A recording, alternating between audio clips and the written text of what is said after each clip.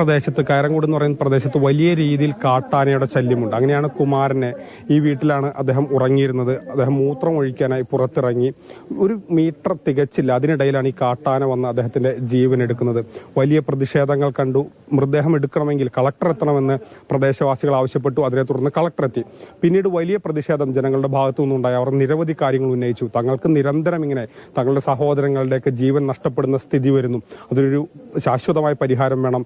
Fencing സംവിധാനം കൃത്യമാക്കണം. എങ്കിൽ മാത്രമേ മൃതദേഹം കൊണ്ടുപോകാൻ സമ്മതിക്കൂ എന്ന് ഉറച്ച നിലപാടെടുത്തതിനെ തുടർന്ന് പിന്നീട് കളക്ടർ ചർച്ച നടത്തി.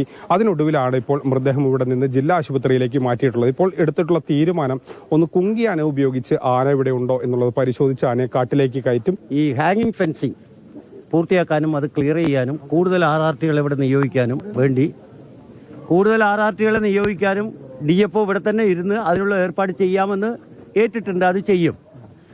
നഷ്ടപരിഹാര തുക ഇപ്പം തന്നെ പാതി 5 ലക്ഷം റുപ്യ ഇന്ന് തന്നെ ഭാര്യയുടെ പേരിൽ കൊടുക്കും.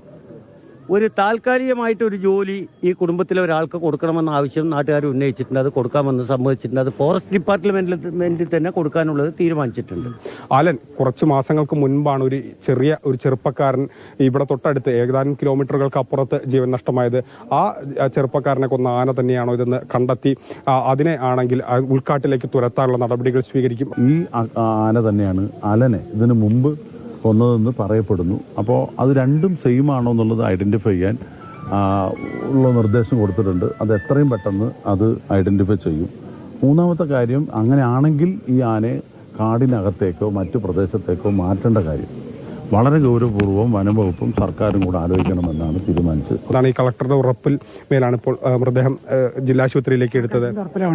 എന്താണ് ഇപ്പോൾ നിങ്ങൾക്ക് അതിലൊരു പ്രതീക്ഷ ഉണ്ടോ? പെട്ടെന്ന് എങ്ങനെയാണ് പ്രതീക്ഷ പറഞ്ഞാൽ പ്രതീക്ഷിക്കാനൊന്നും പറ്റില്ല. ഇവിടെ പല സമയത്തും ഇവിടെ ഒന്നല്ലല്ലോ ഇപ്പോൾ അലന്റെ കഥ അറിയാലോ. 1.5 മാസമായിട്ടുള്ളൂ. സാമ്പത്തിക സഹായം ഇപ്പോൾ തൽക്കാലം 5 റുപ്യ കൊടുക്കാൻ പറഞ്ഞിട്ടുണ്ട്. 5 ലക്ഷം അതിന് ചെക്ക് കൊടുക്കാന്നാ പറഞ്ഞിരിക്കുന്നത്.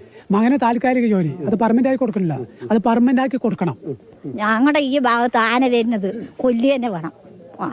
കൊല്ലി തന്നെ വേണം. അല്ലെങ്കിൽ നിങ്ങൾ ആരും കളക്ടർമാരും അവരാരും സമ്മതിച്ചില്ലെങ്കിൽ നാട്ടുകാർ ചെയ്യിപ്പിക്കണം. സ്വാഭാവികമായിട്ട് പ്രദേശവാസികളൊക്കെ വലിയ പ്രതിഷേധത്തിലാണ്. കാരണം അവരുടെ ബന്ധുക്കളും സഹോദരങ്ങളുമാണ് ഓരോ ദിവസവും ഇങ്ങനെ മരിച്ചു വീഴുന്നത്.